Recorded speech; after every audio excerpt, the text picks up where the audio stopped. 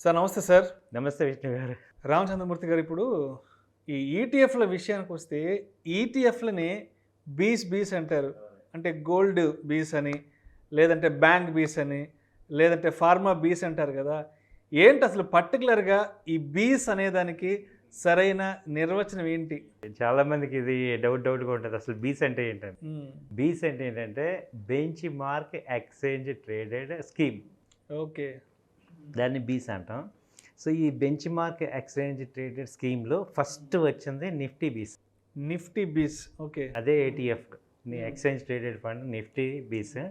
So, Nifty బీస్ అనేది first మనకి. ఇక దాని తర్వాత డెవలప్‌మెంటే ఈ బ్యాంక్ బీస్ అన్నీ, ఫార్మా బీస్, ఆటోమొబైల్ అలాగే గోల్డ్ బీస్ ఇయన్నీ వచ్చాయి. అవును. సో, ఇప్పుడు బీస్ అనేది అర్థమైంది కదా! నెక్స్ట్ క్వెషన్ ఏంటి చెప్పండి? సో మరి ఈ నిఫ్టీ బీస్ గురించి ఇంకొంచెం డీటెయిల్డ్‌గా ఎక్స్‌ప్లెయిన్ చేయగలరు? చేస్తాను సార్. ఎందుకంటే నిఫ్టీ బీస్ అనేది ఇవాళ మనందరం కూడా తెలుసుకోవాల్సిన అవసరం ఉంది. ఎందుకంటే ఇప్పుడు నిఫ్టీ అనేది మనందరం చేస్తున్నాం. నిఫ్టీ అనేది ఇండెక్స్ ఎస్ఎన్‌పి సిఎన్ఎక్స్ అని కనపడుతుంది. ఇప్పుడు 18,000 రేట్ అలా ఉంది. సో, ఇప్పుడు నిఫ్టీలో మనం ఏదన్నా ఇన్వెస్ట్ చేయాలంటే నిఫ్టీ కంపెనీస్ అంటే టాప్ 50 కంపెనీస్ కాంబినేషన్ నిఫ్టీ అంటే. సో, నిఫ్టీ 50 అంటాం దాని పేరే అది. యెస్. సో, ఇప్పుడు ఒక నిఫ్టీ తీసుకున్నాము అంటే ఈ 50 కంపెనీలు మనం తీసుకున్నట్టే. హ్మ్. దాని యొక్క కాంబినేషన్ నిఫ్టీ. ఓకే. ఇప్పుడు మనకి చాలామందికి ఏమవుతుందంటే ఏ కంపెనీ కొనాలో అర్థం కాదు. మార్కెట్స్ ఏమో పడుతుంటాయి. సో, అప్పుడు ఏం చేయాలి? ఏది బెటరు? ఏ కంపెనీలో సెలెక్ట్ చేయాలి? ఏది అనే ఆప్షన్ ఉంది.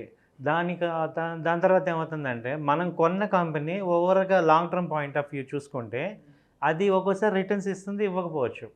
కానీ నిఫ్టీ అనేది కంటిన్యూగా పెరుగుతుంది బెంచ్ మార్క్ కాబట్టి. ఓకే.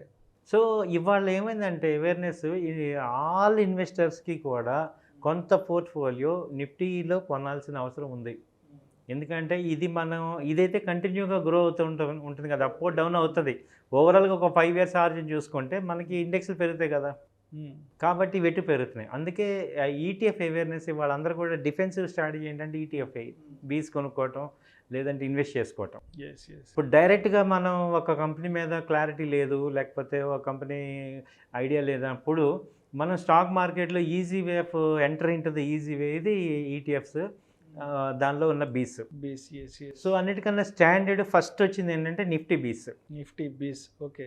ఈ నిఫ్టీ బీని ఎలా డివైడ్ చేస్తామంటే 1/10 ఆఫ్ ద నిఫ్టీ రేటు. హ్మ్. ఇప్పుడు అది కూడా మామూలుగా ఎక్స్‌చేంజ్‌లో నిఫ్టీ ఎలా ట్రేడ్ అవుతుంది, ఇది కూడా ట్రేడ్ అవుతూ ఉంటుంది. సో, 1/10 ఇప్పుడు 18,000 ఇండెక్స్ అనుకోండి, ఇది 180 రూపీస్ అవుతుంది. హ్మ్. సో, ఆ ఒక బీస్‌ని కొనాలంటే 110 అంత అమౌంట్ మనం పెట్టుకుంటాం.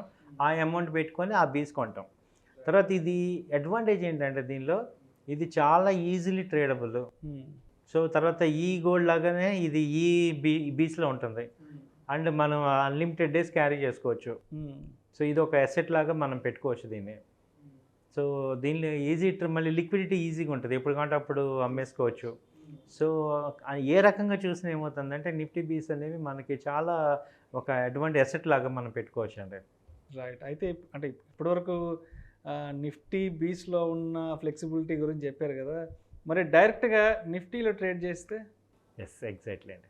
ఇప్పుడు నిఫ్టీలో ట్రేడింగ్‌కి, నిఫ్టీ బీస్‌లో ట్రేడింగ్‌కి డిఫరెన్స్ ఉంది. నిఫ్టీలో ఏంటంటే మనము అది డెరివేటివ్. హ్మ్. అంటే అది 1 మంత్ కాంట్రాక్ట్ లేదా 2 మంత్స్, 3 మంత్స్ కాంట్రాక్ట్. తర్వాత ఏంటంటే దానిలో టోటల్ అమౌంట్ మనం పే చేయము. ఓన్లీ 20% టోకెన్ అమౌంట్ ఇస్తాం. మళ్ళీ every day up and down fluctuations మనం మార్జిన్ అమౌంట్ పే చేయాలి. సో, ఇప్పుడు మనకేమవుతుందంటే దాదాపు 18,00,000 పొజిషన్‌ని మనం 2,00,000కి తీసుకుంటాం. హ్మ్. Which is very risky. Yes. అదేంటంటే షార్ట్ టర్మ్ ట్రేడింగ్‌కి ఉపయోగపడతది తప్ప, ఒక అసెట్ లాగా మనం ఇన్వెస్ట్‌మెంట్ పాయింట్‌లో అది ఉపయోగపడదు. హ్మ్.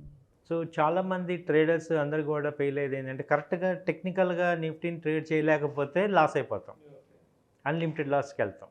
దాని బదులు ఏంటంటే నిఫ్టీ బీస్‌లో కొనుక్కున్నాం అనుకోండి. హ్మ్. ఇప్పుడు నా దగ్గర 2,00,000 ఉన్నాయి. ఒక నిఫ్టీ తీసుకునే బదులు 2,00,000 పెట్టి నిఫ్టీ బీస్ కొనుక్కుంటే హ్మ్. దీనిలో రిటర్న్ అనేది సేఫ్టీ ఉంది. హ్మ్. అవును. ఇప్పుడు దాన్ని తీసుకొని మనం కొండకి మనం వేసే బదులు హ్మ్. మనకంత మనకంత టెక్నికల్‌గా లేదు, మనకంత ఇది కానప్పుడు నిఫ్టీ బీస్ కొనుక్కుంటే, ఇప్పుడు మార్కెట్ ఒక 300, 400 పాయింట్స్ డౌన్ అయిందనుకోండి. ఆ రోజు కొనుక్కున్నాం అనుకోండి, డెఫినిట్‌గా 1 వీక్‌లో అది ఒక 100 పాయింట్స్ పెరుగుతాయి. రైట్. ఆ కొంత ప్రాఫిట్ మనం తీసుకోవచ్చు. అలా నిఫ్టీని ఒకసారి మీరు దీనికి అలవాటు పడితే ఏమవుతుందంటే మనం ఎంతో కొంత మనీ అనేది మనం గెయిన్ చేయగలమండి. రైట్ రైట్ సో ఇది ఒక మంచి ఆల్టర్నేటివ్ డిఫెన్సివ్ మెకానిజం ఈ నిఫ్టీ బీస్ అనేది. రైట్. అయితే ఈ నిఫ్టీ బీస్ విషయానికి వస్తే మరి నిఫ్టీ బీస్లో టాప్ కంపెనీ టాప్ కంపెనీకి సంబంధించిన ఈటీఎఫ్లు బీస్ ఏ ఉంటాయంటారు? ఇవి మామూలుగా ఇప్పుడు ఎస్బీఐ ఈటీఎఫ్ ఉంది, ఎస్బీఐ బీస్ ఉంది, హెచ్డిఎఫ్సి బీస్ ఉంది, ఐసిఐసిఐ ఉంది, తర్వాత ఈ గోల్డ్మెన్ సాక్స్ ఉంది.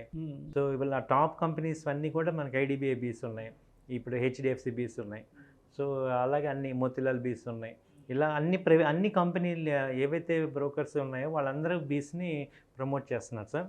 ఈ టాప్ 10 కంపెనీస్ మంచి ఇన్వెస్ట్మెంట్ కంపెనీస్. అవన్నీ కూడా మనకి ఎక్స్చేంజ్ మనకి డైరెక్ట్గా డీమ్యాట్లో మనం ఎలా అయితే షేర్స్ కొనుక్కుంటామో అలా కొనుక్కోవచ్చు. మనకు అలా కనపడుతుంటాయి. మన హోల్డింగ్ స్టేట్మెంట్లో బీస్ కనపడుతుంటాయి. సో ఫ్రీగా ఈటీఎఫ్ అనేది ట్రేడ్ చేసుకోవచ్చు. సో ఇది ఒక మంచి ఆల్టర్నేటివ్ ఇన్వెస్ట్మెంట్ సేఫ్టీగా. Right right. Thank you sir. Thank you so much Ramachandramurthy గారు. నిఫ్టీ బీస్కి సంబంధించిన కంప్లీట్ ప్రొఫైల్ గురించి చాలా డీటెయిల్డ్గా క్రిస్టల్ క్లియర్గా ఎక్స్ప్లెయిన్ చేశారు. Thank you so much sir. Thank you అండి. Thank you very much.